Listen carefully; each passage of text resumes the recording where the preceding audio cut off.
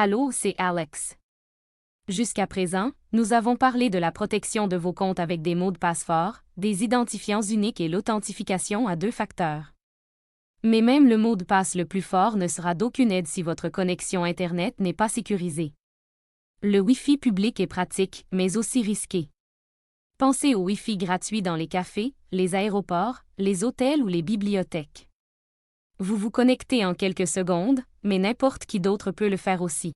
Même les hackers. Sur un Wi-Fi non sécurisé, vos données peuvent être interceptées. Vos identifiants, vos messages, même vos informations financières. C'est comme crier vos conversations privées dans une pièce bondée. Mais voici quelque chose que la plupart des gens ne réalisent pas. Le Wi-Fi peut également exposer votre emplacement. Chaque fois que vous vous connectez, votre appareil révèle des identifiants uniques qui peuvent être enregistrés. Les entreprises et les applications peuvent utiliser cela pour suivre où vous êtes, quand vous y étiez et même à quelle fréquence vous y retournez. En d'autres termes, le Wi-Fi ne concerne pas seulement les données, il peut laisser des empreintes de localisation. Alors, comment rester en sécurité? Utilisez un VPN réseau privé virtuel. Un VPN crypte votre connexion Internet, créant un tunnel sécurisé entre vous et les sites web ou applications que vous utilisez. Cela signifie que même si quelqu'un écoute, tout ce qu'il verra, ce sont des données brouillées. Et parce que les VPN masquent également votre adresse IP, ils rendent beaucoup plus difficile pour quiconque de lier votre activité de navigation à votre emplacement physique. Vérifiez la présence de HTTPS. Avant d'entrer des informations sensibles, assurez-vous que le site utilise HTTPS et recherchez le symbole du cadenas dans votre navigateur. Cela garantit que votre communication avec ce site est chiffrée. Désactivez la connexion automatique.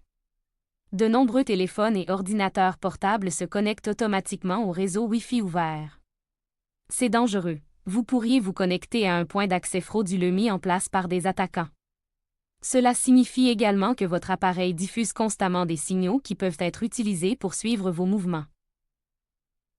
Désactivez la connexion automatique et désactivez le Wi-Fi et le Bluetooth lorsque vous ne les utilisez pas. Limitez ce que vous faites. Sur le Wi-Fi public. Évitez de vous connecter à des applications bancaires ou d'entrer des informations sensibles, sauf si c'est absolument nécessaire. Si vous devez le faire, utilisez votre VPN et l'authentification à 2 facteurs pour une protection supplémentaire. Utilisez des points d'accès. Parfois, l'option la plus sûre est de ne pas utiliser le Wi-Fi public du tout.